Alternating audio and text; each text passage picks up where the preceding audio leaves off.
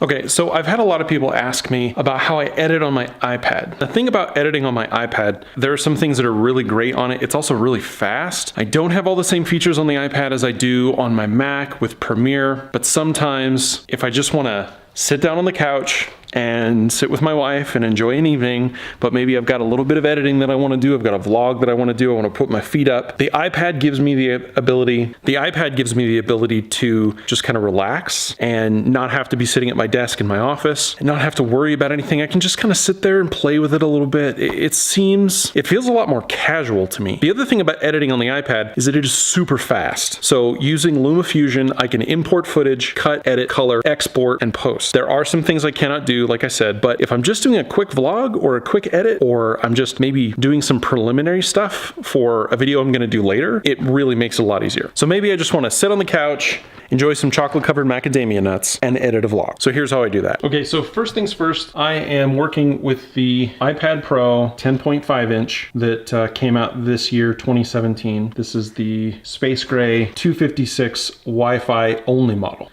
I do have an Apple Pencil. I do not use it for editing. I use it for taking notes. I also use the Apple camera connection kit with the USB and Lightning plugs. I use this Gearhead USB 3 like 10-in-1 adapter to plug in my cards. Now the problem with using these two together is that this requires power and this will not provide it. So if you plug this into your phone, it's gonna give you an error.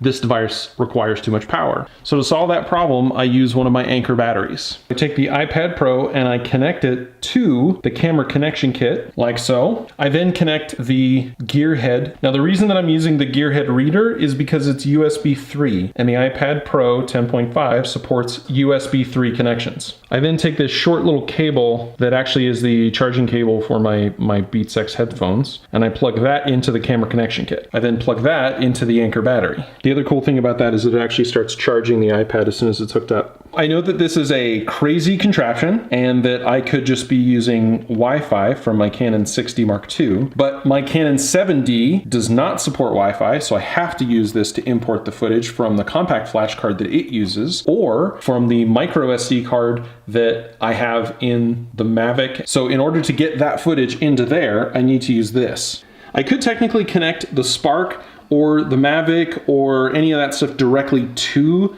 the iPad, but the problem is that those devices do not support USB 3, they're USB 2.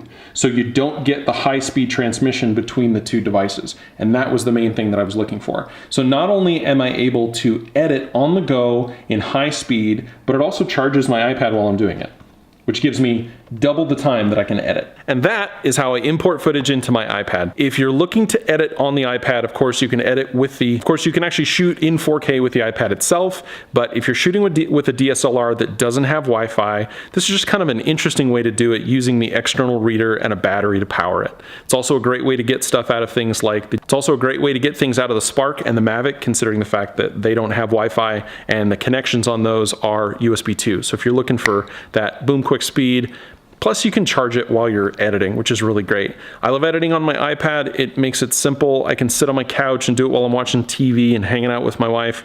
It makes it really easy. I don't have to sit at my desk the whole time. Again, there are some caveats, some stuff that I can't do on the iPad, but if I'm doing something quick and easy, it's the way I'm gonna go.